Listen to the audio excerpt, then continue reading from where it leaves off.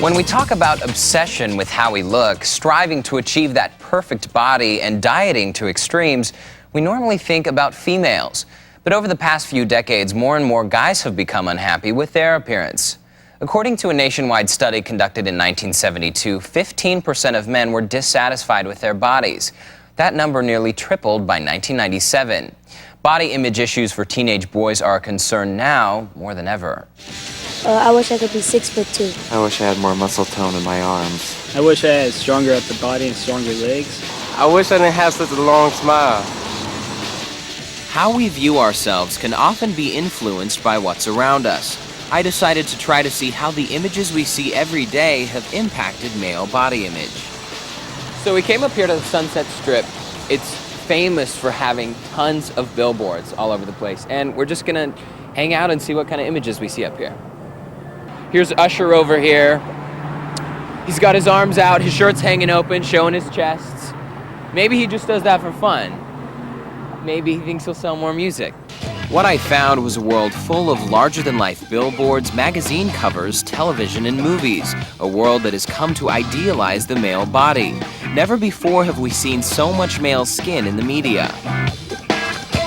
And while these images seem to offer promises of happiness, their effect on male body image has been far from positive. I wish I had bigger arms. I wish I had a cuter face. Let's go! This is especially true for teenage guys who, as their bodies continue to grow and change, feel the pressure to fit in. I spoke with Dr. Divya Kakaya, a clinical psychologist who treats teens with body image issues. Some of your studies have shown that around 14, 15, 16, young boys start to become dissatisfied with their appearance and their bodies. Why is that? I think that's happening more so, I would say, over the last 6 to 8 years. And I think, again, it's in direct correlation to boys beginning to receive more messages now. Just in the past decade, the number of magazines that cater to men's health and fitness has skyrocketed. Subscriptions to Men's Health, for example, increased from 250,000 in 1990 to 1.5 million in 1997. I wish I was taller. I wish I had stronger legs. And as I continued to look around, I found myself starting to feel insecure. It almost makes me feel guilty when I walk by the newsstand and I see all this, that I'm not going to the gym every day.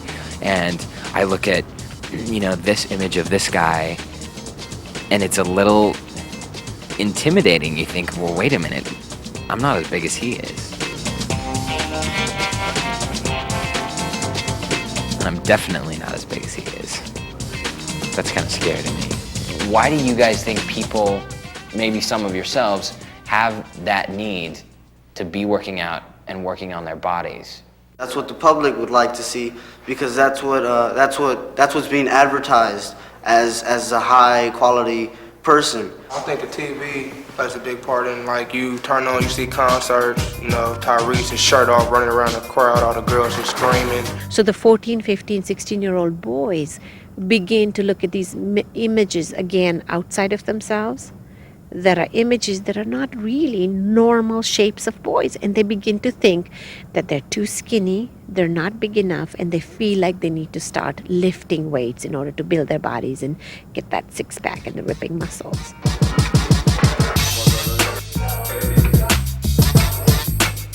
How many of you guys wish that there was something about your body that you could change?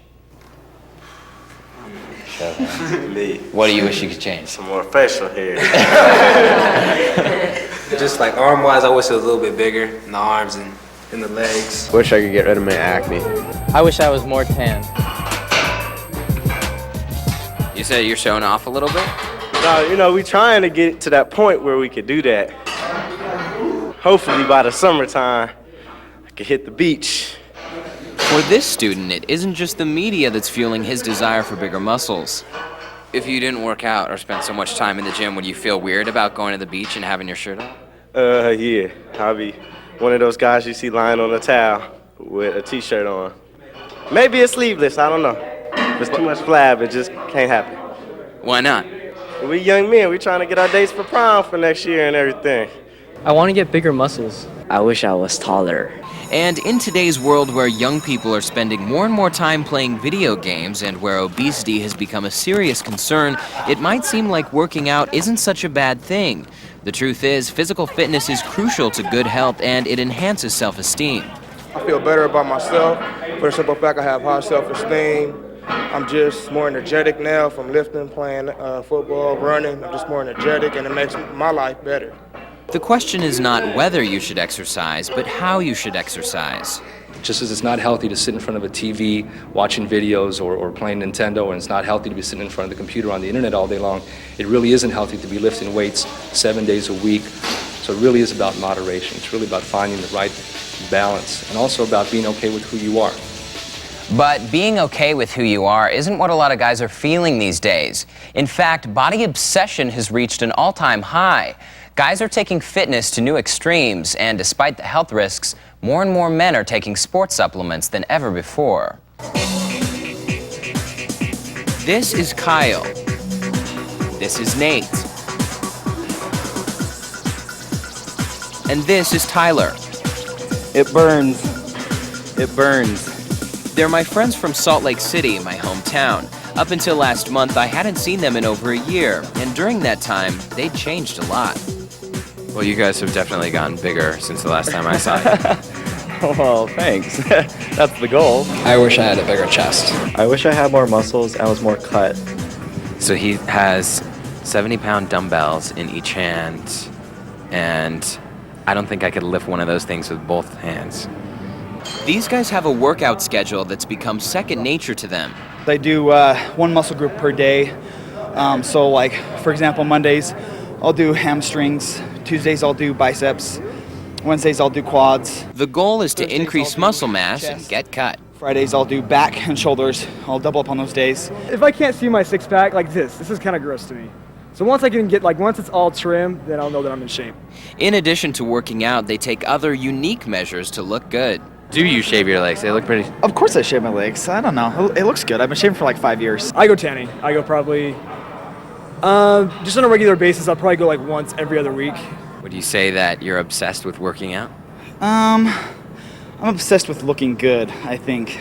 So, and working out is part of that, yeah. Guys' obsession with their bodies has reached an all-time high, and more guys are signing up to join gyms than ever before. Kyle, would you say your gym membership is more important than your girlfriend? Right now? Gym membership. I wish I had a bigger upper body. I wish I had tighter abs. Big thing today is to impress other people with the way you look. I mean, that's a big thing, to impress the opposite sex with your body. I wish I was taller. I totally wish I had more muscles in my arms. And guys are going to new extremes to attain that perfect physique. According to a nationwide study, approximately 1 million young people ages 12 to 17 have taken some form of performance-enhancing sports supplement. Americans have the desire, they want to get an answer in a pill. So rather than following proper nutrition, people want to just take a shortcut and find the answer through a dietary supplement. This is the first of 3 protein powder shakes that Tyler and Kyle take each day. Do you guys usually have a protein shake before you work out? I always do. How is it? It's tasty. It's peanut butter chocolate. Very good. I work out 5 days a week. I have a protein shake every day. Sports supplements are plentiful and readily available, but just because you can buy them over the counter doesn't mean they're safe. The Food and Drug Administration does not regulate supplements, making it hard to know exactly what you're getting. Dr. Gary Green recently conducted a study on supplements. And what we found was 11 of the 12 that we analyzed did not contain what was on the label. Either, in some cases, contained 50% of what was stated on the label. Other supplements contained 150% of what was stated on the label. Others contained testosterone, which is a controlled substance, an anabolic steroid. Taking sports substances can have huge consequences. Tyler was recently hospitalized for taking a popular brand of the herbal stimulant ephedrine, which increases metabolism and boosts energy in users. I started sweating profusely, got really dizzy, couldn't see, so they took me to the hospital and hooked me up to an IV and stuff. And you were taking half the dosage, so were you shocked that those were the results that you got? I never thought that anything like that would have happened. I didn't think I'd end up in a hospital because of that. Heart attacks, seizures, strokes, and kidney failure. These are only a few possible risks from taking various sports supplements. Ephedrine has even been linked to a number of deaths. Would you take those again? Never. Never. But just as Tyler was telling me this, I was surprised that my friend Nate was just about to take his first of 2 daily doses of ephedrine. So even though Ty's just been telling us about his bad experience with those, you still have no problems with taking them? I haven't. The thing is, I did, the doctor did tell me, and the lady at the store did tell me to take 1 pill 3 times a day just to see how my body would react to it. And I haven't had any problems. It's just giving me a lot of energy. But taking supplements can be an expensive gamble. Even reading the labels is not that accurate because unless you have your own lab that can do testing on every supplement you take, you don't know what you're going to be getting. Despite the controversy, the supplement industry continues to grow. The amount of money spent on sports and dietary supplements has quadrupled in the past 8 years, and young men are continuing their quest for the perfect body. I wish I had a bigger chest. I really wish I could get better calves. I wish I had a tighter stomach. In addition to taking supplements and working out, men are also dieting to attain what they believe is the ideal look. Dieting has become so common that over 1 million men suffer from eating disorders such as anorexia, an overwhelming fear of becoming fat that can lead to excessive weight loss and devastating health effects. It's something that's normally considered a female issue, and because of that, guys are usually ashamed to admit that they have a problem. We are headed to meet Justin Womack. He's 16 years old, and he has been diagnosed with anorexia. And we've had so much trouble finding a boy who's willing to talk to us about this because it's really an embarrassing, really kind of personal thing, so we're really anxious to meet him. We drove to the Center for Discovery, a live-in treatment center for teens with eating disorders. It's located in a residential neighborhood in Downey, California. How did all of this start? It really began my freshman year, 9th grade. A lot of people had been telling me that I was chubby. This teasing affected Justin to the point where he decided to do something about it. In my mind, I was chubby then, and I was getting healthier by losing weight. People make fun of me because I'm overweight. I'd like to lose some weight.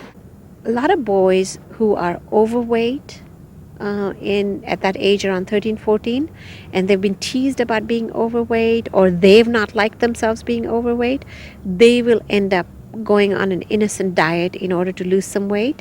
I really got into sports, and I just got this idea in my head that I had to be healthy, and my idea of being healthy was eating less and becoming thinner, working out more to get stronger in my mind, but really I couldn't see what was happening to my body. Anorexics tend to be perfectionists, and Justin's desire was to be perfect. He continued to work out more and eat less, a routine that in his mind was leading to better health, but one that was slowly destroying his body. How sick did you get? I went down to, I think, a little below 75 pounds, and I was near having a heart attack. And at this point, the doctor told me that he thought that I was anorexic and that if I didn't gain weight soon, that I'd be near death. For teens, eating disorders can be especially destructive because the body is still changing. It's at this critical growing stage that the body needs basic nutrients like carbohydrates, fats, protein, vitamins, and minerals. A lack of nutrients can cause damage to parts of the body, such as the kidneys, intestines, bones, and muscles. No matter what size they eventually end up at, there's body dissatisfaction. I wish I had smaller thighs. I wish I had a flatter stomach. They're never satisfied with their bodies. So an eating disorder starts out because of body image issues, and it ends up with even more severe body image issues than when they initially had. I wish I was skinnier and more built. I'd like to be more buff. Only recently has Justin been able to accept that he has a problem. Lunchtime, huh? Yeah. What is this that we're looking at? This is your lunch, huh? Yeah. And it's basically a quarter cup of rice, 2 ounces of avocado, and an ounce of chips, and a burrito. For Justin, eating this normal meal would have been a struggle just a few months ago. And before you came here, you were always counting calories and making sure you knew what was in everything you ate. But you couldn't do that here. Did that drive you crazy? It did inside, not outside, because I was bent on fooling them and fooling like my therapist and stuff and making them think that I was okay with it. But inside it was definitely difficult. Now Justin eats 3 meals and 3 snacks a day, totaling 4,000 calories. Psychologically, it's still a battle for him to know that he's gaining weight. So tell me what you see when you look at yourself in the mirror. I see a more fuller face, and that's hard for me to adjust to. How was it before? It was sunken in. My cheeks were gone. My veins in my forehead were popping out, and it hurt when people touched my face because it was so tight and so like thin. It was much paler, and I never got any pimples or anything because I stunted my puberty as well. I think I'd like to lose some weight. Wish I was taller. So as you continue to eat more food and gain more weight, what happens? I mean, I know deep down inside that I'm getting healthier, and it's getting easier and easier to see, but sometimes my eating disorder comes right back out and tells me that I'm fat. After 3 months, Justin returned home, but he's still being treated with medication and regular therapy sessions. It's a recovery process that's ongoing. What advice do you have for people who just feel insecure about themselves or who worry too much about what others think?